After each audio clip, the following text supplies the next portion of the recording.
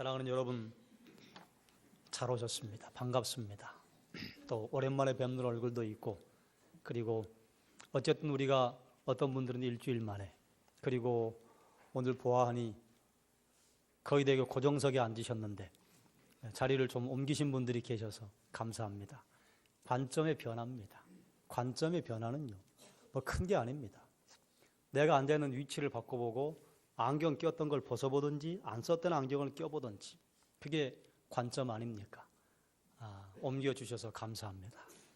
그리고 옮기셔서 대단히 이상하실 것인데 한 시간 한번 앉아 계셔 보십시오. 우리 옆에 있는 분과 인사하십시다. 제 옆에 앉아주셔서 감사합니다. 또 반대편에 있는 분에게 제 옆에 앉아줘서 감사합니다. 인사를 안 하시는 분들은 반갑지 않다 그 말이시죠? 그럼 이렇게 바꿔서 인사하시죠. 주님의 이름으로 환영합니다. 한 번만 더 하십시다. 참 잘 오셨습니다. 참 잘 오셨습니다. 잘 오셨어요. 이 자리에 우리가 앉아있는 것, 우리의 두 발로 걸어왔지만 하나님의 인도하심인 줄로 믿습니다. 하나님의 영광과 하나님의 존귀의 결과인 줄로 믿습니다. 우리 오늘 말씀을 나누려고 하는 제목이요, 사랑하기에 죄인입니다. 사랑하기 때문에 죄인인 사람이 많아요. 지난주에는 갈등에 관한 말씀을 나누었어요. 우리가 구원받은 증거가 여러 가지가 있는데 그 중에 한 가지가 갈등이 있다는 것입니다. 견고한 진이 우리에게 있다는 거예요. 그것을 갈라디아서는 육신의 소욕과 성령의 소욕이 서로 싸운다. 육신의 소욕과 성령의 소욕이 싸우는 것이 우리가 구원받은 확실한 증거입니다. 그러면 여러분에게는 각자 다른 싸움이 있을 거예요. 개개인이 다 달라요. 견고한 진이 다릅니다. 전에 제가 말씀드렸죠. 입으로 넘어진 분들은 주님 우리를 부르실 때까지 입으로 넘어져요. 손으로 범죄하고 넘어지는 분은요, 주님 우리를 부르실 때까지 계속 이 손 때문에 넘어집니다. 이게 견고한 진이에요. 이것이 우리 몸의 각 지체에 역사하는 죄의 세력이다. 사도 바울은 로마서에서 그걸 그렇게 설명을 합니다. 여러분은 어떤 갈등이 있으십니까? 그리고 그 갈등을 해결하시기 위해서 어떤 조치를 취하고 계십니까? 이것이 지난 주일 목장에서 나누었던 이야기들일 것입니다. 그건 여러분이 찾아가셔야 합니다. 찾아가셔야 하고, 아무리 목사가 이야기를 하고 또 다른 분들이 여러분에게 깨달음을 드려도 내가 그걸 심어보지 않으면요, 그거 여러분 거 되지 않습니다. 성령의 소욕과 육신의 소욕이 싸운다. 그것이 우리가 구원받은 증거라 말씀을 드렸어요. 그러면 성령의 소욕과 육신의 소욕은 어디서 어떻게 그 싸움이 시작이 되었을까요?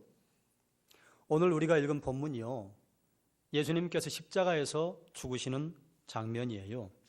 여러분에게 여쭤보겠습니다. 속으로 대답을 하십시오. 여러분 보시기에 십자가는 승리입니까? 실패입니까?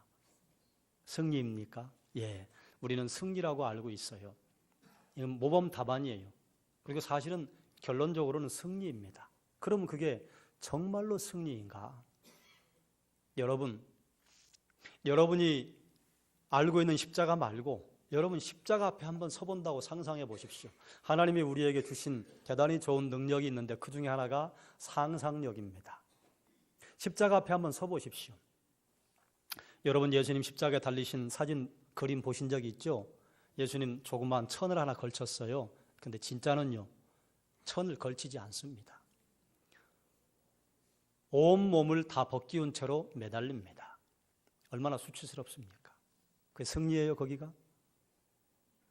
수많은 사람들이, 아니 대제사장과 유대인들이 예수님에게 이렇게 비아냥거렸습니다. 아니 너는 다른 사람은 구하더니 왜 너는 못 구하냐? 내려와봐. 한번 엘리야의 하나님이 와서 도와주나 좀 보자.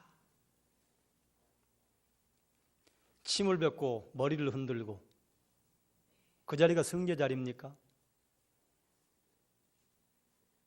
여러분 온몸을 다 벗기운 채로 공중에 매달려 있다고 생각을 해보십시오. 그 자리 승리의 자리입니까? 승리의 자리 아니에요. 그건 너무 수치스러운 실패의 자리입니다. 그리고 구약 성경에서는 나무에 달린 자는 하나님의 저주를 받은 자라. 나무에 달렸어요. 하나님의 저주 받았어요. 승리예요? 거긴 실패의 자리예요. 그런데 이렇게 누가 봐도 실패로 보이는 그 자리를 왜 우리는 승리로 기억하는가? 결론만 보기 때문에 그렇습니다. 과정을 좀 들여다봐야 할 필요가 있습니다. 실패의 자리예요. 그런데 그 실패의 자리에서 예수님 뭐라고 말씀하셨느냐? 다 이루었다고 말씀하세요. 여러분, 죽음의 순간에 이렇게 말할 수 있을까요? 아니, 죽음까지 갈 것도 없이 여러분 지금 살아오신 그 인생의 마지막 점, 여기에 서서 여러분 이렇게 말씀할 수 있습니까? 난 이 정도면 잘 살았습니다. 뭐 여한이 없습니다. 지금 죽어도 괜찮습니다. 후회 없습니다. 이렇게 말씀하실 분 있으세요? 아무도 없어요. 그런데 예수님은 그런 수치스러운 실패의 자리에서 어떻게 다 이루었다고 말씀하시냐 그 말이에요. 무엇을 이루셨다는 것인가? 마가복음 10장 45절 말씀입니다. 함께 읽겠습니다. 인자가 온 것은 섬김을 받으려 함이 아니라 도리어 섬기려 하고 자기 목숨을 많은 사람의 대속물로 주려 함이니라. 아멘. 주님께서 이 땅에 오신 목적입니다. 예수님께서 이 땅에 오신 것은 몸값을 치르기 위해 오셨다 그 말이에요. 무슨 몸값이에요? 노예를 해방시킬 때 계산하는 몸값이에요. 노예를 사거나 노예를 자유하게 하려면요, 노예 몸값을 계산해야 합니다. 그런데 그 노예 몸값을 노예 자신이 계산할 수 있을까요? 없을까요? 계산할 수 있으면 뭐하러 노예가 되었겠어요? 왜 몸이 팔렸겠어요? 계산할 수 없어요. 누군가 계산해 줘야 합니다. 스스로는 계산하지 못해요. 상거래를 할 때 청구서에 대금을 지불하는 동시에 그것을 증명하는 도장을 찍어요. 우리나라는 뭐 그게 없습니다만 서양에는 항상 도장을 찍어요. 페이드라고 하는 도장을 찍습니다. 여권 기간이 만료되면 이건 다시 못 씁니다. 이제 만료되었습니다. 페이드라고 하는 도장을 찍고 구멍을 뻥뻥 뚫습니다. 다시 쓰지 못하게 하는 것이죠. 예수님이 이 땅에 왜 오셨는가? 이 페이드라고 하는 도장 찍으러 오셨다 그 말이에요. 그렇기 때문에 예수님께서 다 이루었다고 하시는 이 말씀을 하시는 것은 우리의 몸값을 지불했다 그런 의미입니다. 그러면 누구를 위해서 몸값을 지불하신 거예요? 방금 말씀드렸듯이 여러분의 몸값이에요. 그러면 여기서 이제 우리가 의문이 하나 생깁니다. 그럼 우리가 노예였단 말이에요? 여러분, 예수 믿기 전에 노예로 사셨습니까? 아니에요. 여러분 노예 아니었어요. 여러분 마음대로 여행하러 다니시고 자유롭게 출퇴근하고 먹고 싶은 건 먹으시고 마시고 싶은 건 마시고 가고 싶은 데 가고 쉬고 싶을 때 쉬셨어요. 노예 아니에요. 그러면 왜 노예에 해당하는 몸값을 지불하셨는가? 그럼 왜 우리를 노예라고 하시는가? 꽃꽂이를 하기 위해서 꽃대를 잘라서 오아시스에 꽂아놨습니다. 화면 보이시죠? 꽃들이 아주 싱싱합니다. 그럼 저 꽃들이 살았습니까? 죽었습니까? 살았지요. 그런데 죽었지요. 그렇지요? 뿌리가 잘려졌기 때문에 2주를 갈지 3주를 갈지 모르나 아무리 물 줘도요, 시간 지나면요 시들고 썩습니다. 뿌리에서 뽑혔기 때문에요. 보기는 살아있는 것 같아요. 그런데 죽었어요. 이와 마찬가지입니다. 하나님께서 아담에게 선포하셨어요. 내가 선악을 알게 하는 나무의 열매를 먹으면 반드시 죽으리라. 자, 그러면 아담이 선악과를 하와와 따먹고 죽었습니까? 안 죽었습니까? 안 죽었어요. 에덴 동산에서 쫓겨난 다음에요, 가인도 낳고 아벨도 낳고 셋도 낳고 무려 한 1000여 년을 살았습니다. 그럼 어떻게 된 것인가? 그건 아담이요, 죽어야 되는데 그 죽음이 좀 연기된 것뿐입니다. 아담과 하와는요 하나님에게 불순종함으로 말미암아서 이미 죽음을 보았습니다. 어떤 죽음을 보았는가 하면 하나님께서 아담과 하와가 그들이 벌거벗은 것을 서로 수치스럽게 여기는 것을 보시고 가죽옷을 지어 입히셨어요. 가죽옷은 뭐 그냥 나오나요? 가죽은 어디서 나와요? 동물에서 나와요. 아담과 하와에게 가죽옷을 지어 입히기 위해서 가축 2마리가 죽었는지 동물 2마리가 죽었는지 모르겠으나 동물 2마리가 살육을 당했습니다. 이 동물이 죄를 지었나요? 안 지었나요? 뭐 지었는지 안 지었는지 성경은 말하고 있지 않으니까 모르겠으나 가축이 무슨 죄가 있어요. 그런데 아담과 하와의 잘못 때문에 가죽옷을 지어 입히시기 위해서 가축이 죽었다 그 말이에요. 이것은 아담과 하와의 죄를 용서하시기 위해서 다른 제물이 반드시 드려지고 제물로 말미암아 아담과 하와의 수치가 가려질 것이라고 하는 것을 알려주시는 하나님의 원시 복음입니다. 가축이 죽을 때 절 죽이세요. 전 행복해요. 기다렸어요. 이러고 죽었을까요? 천만의 말씀이에요. 가축을 죽일 때 피가 튀고 죽는다고 처절한 울부짖음을 풀어놨을 것입니다. 아담과 하와가 이런 울부짖음을 들어본 적이 있을까요? 없을까요? 생전 처음 들어봤습니다. 여러분, 죽음을 보신 적이 있으시죠? 나이 드신 분들은 꽤 많이 보셨을 거예요. 저도 죽음의 현장을 본 적이 몇 번 있습니다.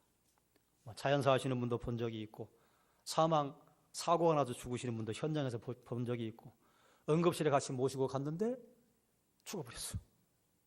그런 분도 본 적이 있어요. 죽음이요. 우리는 사람이 죽는다고 하는 것을 압니다. 그런데도요, 죽음의 현장에서 죽음을 보잖아요.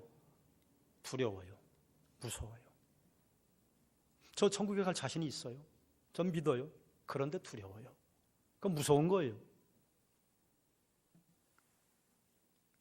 알고 죽음을 봐도 무서운데 아담과 하와는요, 죽음을 본 적이 없습니다. 죽음이 뭔지 몰라요. 그런데 너 반드시 죽는다? 그럼 먼저 가축이 죽는 걸 보았습니다. 아, 죽는 건 처절한 것이로구나. 죽는 건 무서운 것이로구나.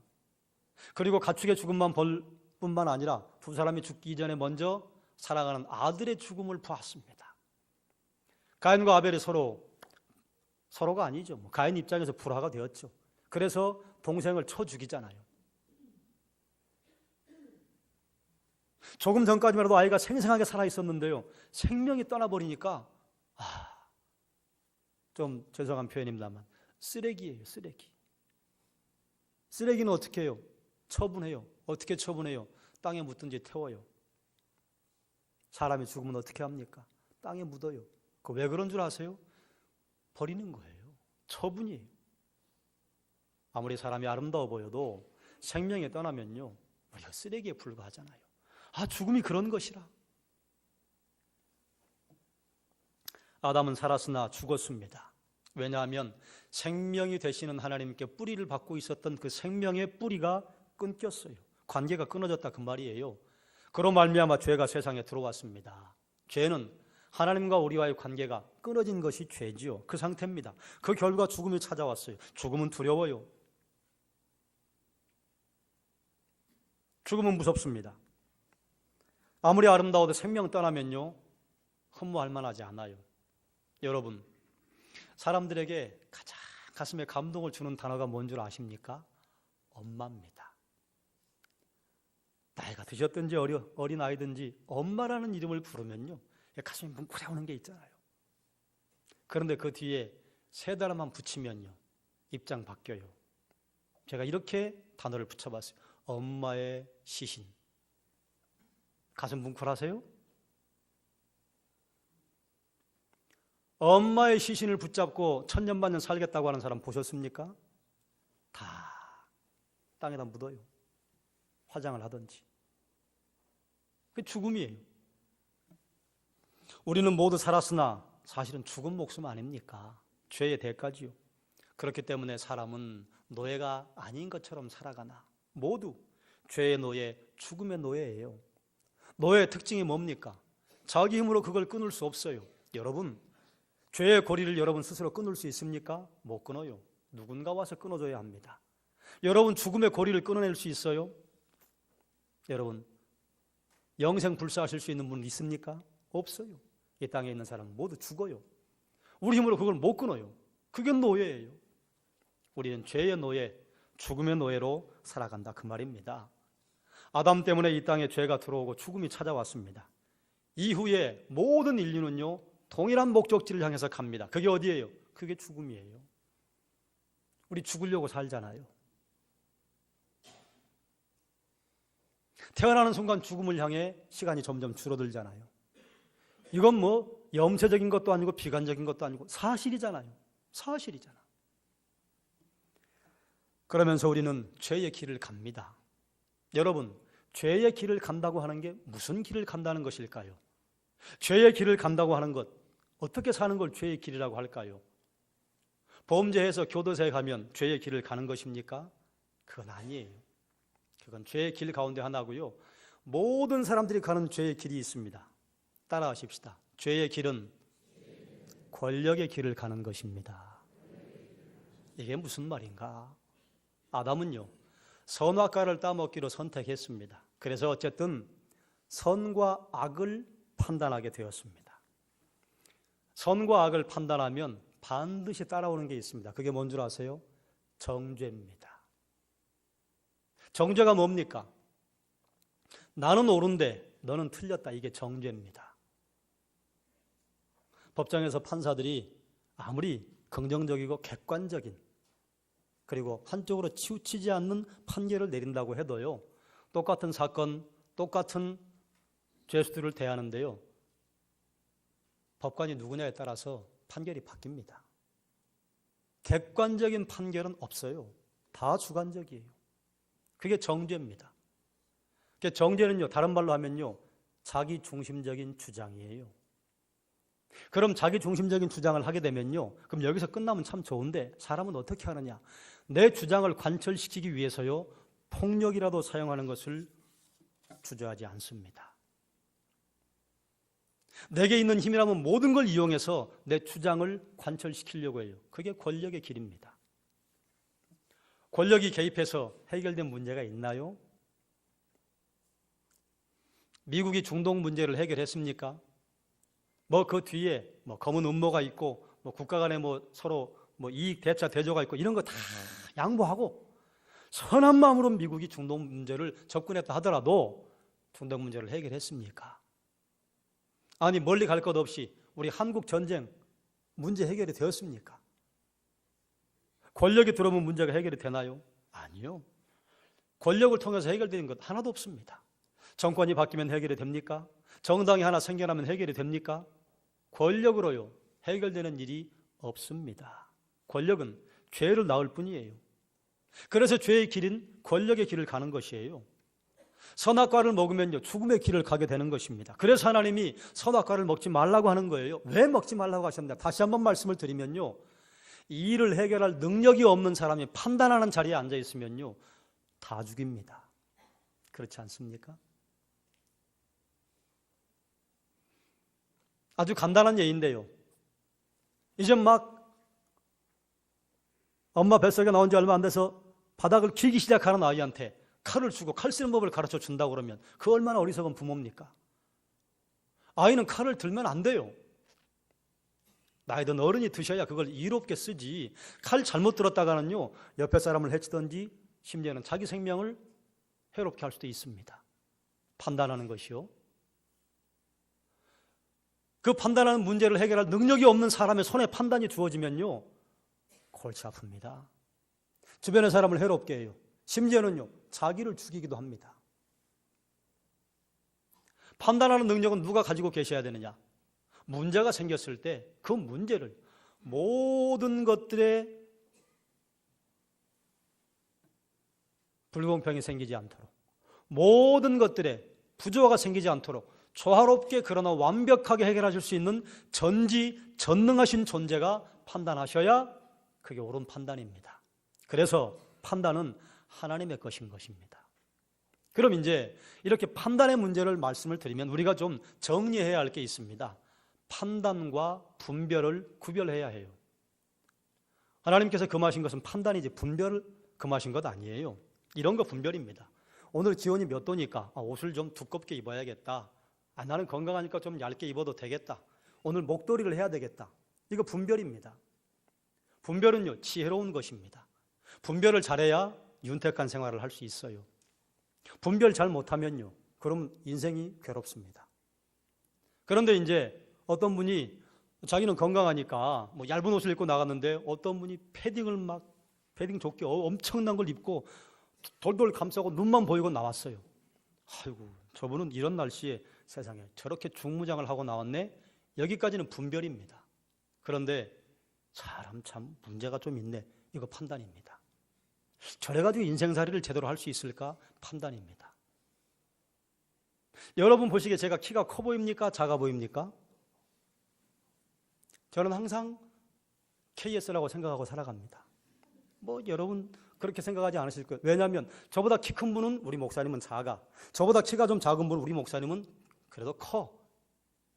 키가 크고 작고의 기준이 누구예요? 나예요, 나. 자기 중심적이라 그 말입니다. 그러나 키가 크다, 키가 작다, 이건 분별이에요. 그런데요, 키가 작으니까 루저네? 이건 판단이에요. 아니, 키가 작아가지고 남자를 무엇에 써먹겠어? 이거 판단입니다. 키가 작아가지고 시집이나 가겠어? 판단이에요. 다 키 작아도 시집 가셨잖아요. 장가 가세요. 분별과 판단은 차이가 있습니다. 판단은요, 그건 사람을 죽이는 겁니다. 분별은요, 나도 살리고 다른 사람도 살리는 것이에요. 남녀가 서로 연애할 때는 좋아요. 그래서 함께 결혼을 해서 신혼기를 맞으면요, 좋아요. 그러나 일정한 시간이 지나면요, 옳고 그름을 서로 판단합니다. 선과 악으로 구분해요. 이렇게 선악을 판단하면 뭐 한다고 그랬어요? 정죄합니다. 세상에 남자가 저 남자밖에 없었나? 세상에 여자가 저 여자밖에 없었나? 이렇게 정죄한 다음에 어떻게 해요? 내가 그 사람 바꾸려고 해요. 이게 뭘? 이게 권력이에요. 부부간에 정죄를 들이대고 권력으로 서로 파워게임을 해서 이기려고 하면 그 부부가 행복합니까? 아니에요. 부부는, 남편은 내 아내니까 좀 허물이 보여도 눈 감고 덮어주고, 아내도 남편이 허물이 좀 보여도 눈 감고 덮어주고, 이게 무슨 길이냐? 이게 사랑의 길입니다. 사랑은 허다한 죄를 덮느니라. 사랑은 허물을 덮느니라. 이런 부부가 행복하게 살지, 옳고 그른 것을 나를 세워가지고 정확하게 판단하고 정죄하고, 이런 부부요, 서로 죽이잖아요. 교회도 마찬가지입니다. 교회가 권력의 길을 가면 안 됩니다. 무엇을 판단하고 이것이 옳다, 저것이 그러다 해서 그러다 보면 반드시 정죄가 오게 되고, 정죄가 오면요, 그걸 관철시키기 위해서 수단과 방법을 가리지 않게 됩니다. 그럼 어떻게 돼요? 함께 죽는 공동체가 되는 거예요. 그래서 교회는요, 반드시 사랑의 길, 사랑의 길이 뭡니까? 섬기고 서로 죽게 하듯 하고 남을 나보다 낫게 여기고, 이게 사랑의 길이죠. 사람은 누구든지 남보다 더 인정받고 싶고 높은 자리에 앉고 싶고 지시를 받기보다 지시를 내리고 싶어 합니다. 남들보다 더 인정받고 남들보다 높은 자리에 앉고, 이 유혹이요, 성경에 정확하게 나온 곳이 두 군데 있습니다. 그게 어디냐?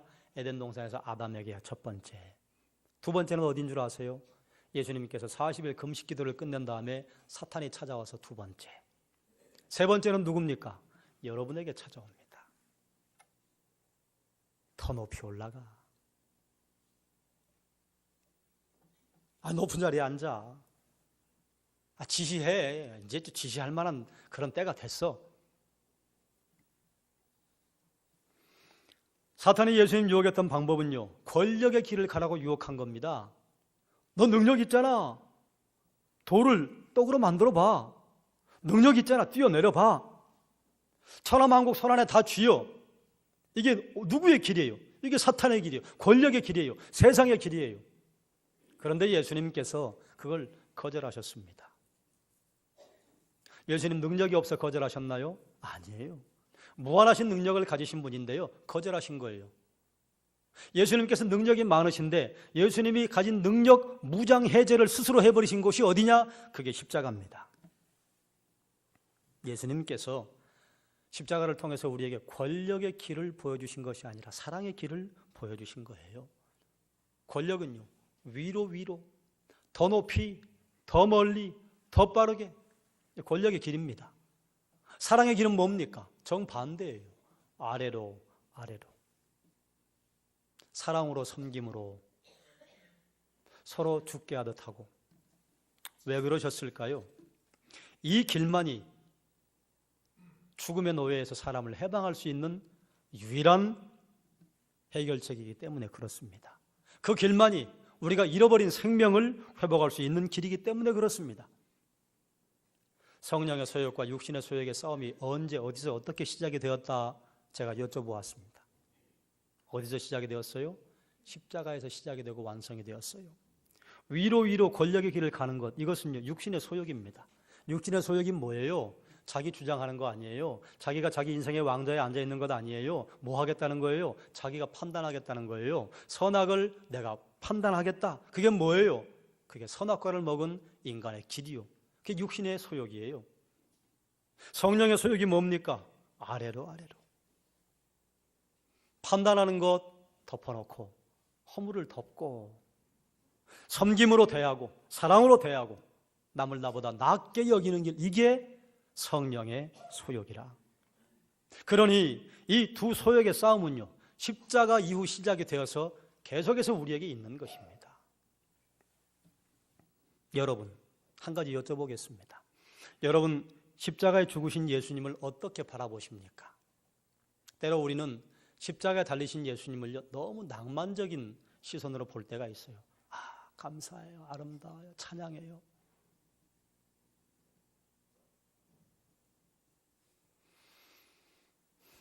우리 개신교인들은 이제는 십자가에 달린 예수는 놔야 합니다. 우리가 잡을 예수는 누구예요? 부활하신 예수님. 그러나 그 십자가를 감상적으로 보는 것 우리가 좀 한번 돌이켜 봐야 할 필요가 있어요. 이 세상에서 가장 극악무도한 죄인이 누군 줄 아십니까? 여러분, 어떤 사람이 가장 악랄한 죄인이던가요? 십자가에 달린 예수입니다. 왜 십자가에 달린 예수가 악랄하고 더럽고 혐오스럽고 극악무도한 죄인일까요? 예수님 십자가에 달리실 때는 하나님의 아들 아니에요. 내 죄를 예수님에게 뒤집어 씌웠습니다. 여러분의 죄를 예수님에게 뒤집어 씌웠습니다. 그것뿐만 아니라 이 땅에서 숨쉬고 살았던 수많은 사람들의 죄를 뒤집어 씌웠습니다. 그리고 언제까지 이 땅의 역사가 시작이 계속될지는 모르겠으나 이 땅에 오고 올 수많은 인류들의 죄악을 예수님에게 뒤집어 씌웠습니다. 이걸 죄의 전가라고 합니다. 그걸 우리 죄를 감당하셨다고 성경은 말하고 있습니다. 그러니 예수님 극악무도한 죄인이지요.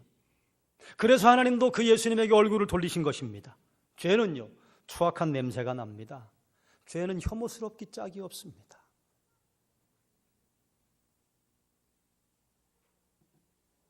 가장 세상에서 극악무도한 죄인이기 때문에 십자가에 달린 겁니다. 자, 그러면 우리는 여기서 또 생각해야죠. 정말로 예수님이 그렇게 극악무도한 죄인이십니까? 종종 자녀가 어려운 일을 당하거나 사람들의 구설수에 오르면 부모님들이 스스로 자처해서 죄인 되는 걸 가끔 봐요. 여러분, 이런 소리 들어보셨죠? 아들을 군대 보낸 죄인. 뭔지 아시죠? 아들 군대 보냈더니 아들이 군대 죽었어요. 내가 아들 군대 보냈다. 엄마가 쓴 글이에요. 아들을 세월호 보낸 죄인. 세월호에 엄마가 타게 했어요. 그 엄마가 죄인이에요. 여러분, 이 엄마가 죄인입니까? 그럼 왜 자기를 죄인이라고 해요? 사랑하니까 죄인이 되는 거예요.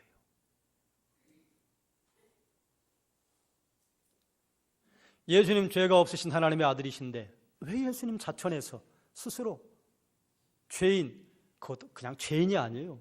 천하의 몹을 때려주게 할 십자가에 달려 죽게 해야 할 죄인이에요. 왜 그걸 선택하셨을까요? 사랑받기에는 이유가 없습니다. 누구를 사랑하셨어요? 여러분을 사랑하셨어요. 그러면 이제 우리가 이 말이요 대단히 의미 있는 말이 됩니다. 옆 사람에게 이렇게 한번 말씀하십시다. 장로님 때문에 예수님 십자가에 달리셨습니다. 말씀하십시오. 여러분, 그동안 우리는 예수님 십자가 나 때문에 달리셨다, 이건 너무 감상적으로 낭만적으로 이야기했어요. 그건 낭만적으로 이야기할 자리가 아닙니다. 처절한 자리예요. 뭐 때문에? 사랑 때문입니다. 자녀를 향한 부모의 모든 것은 사랑입니다.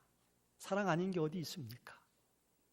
이처럼 우리를 향한 하나님의 모든 것은 사랑이에요.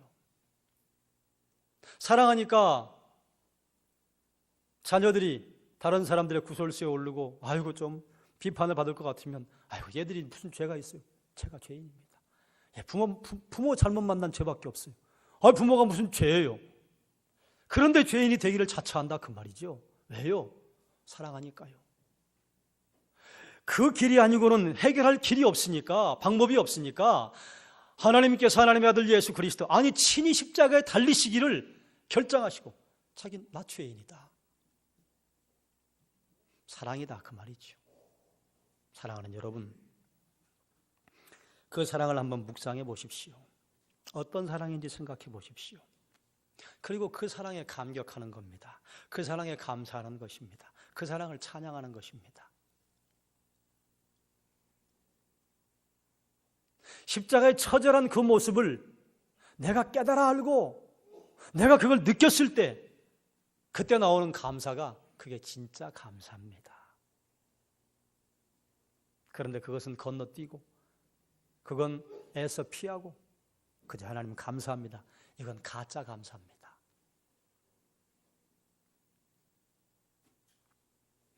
말씀을 정리하겠습니다. 오늘 말씀의 정리는 성경 구절 하나로 대신하겠습니다. 하나님이 세상을 이처럼 사랑하사 독생자를 주셨으니 이는 저를 믿는 자마다 멸망치 않고 영생을 얻게 하려 하심이라. 기도하겠습니다.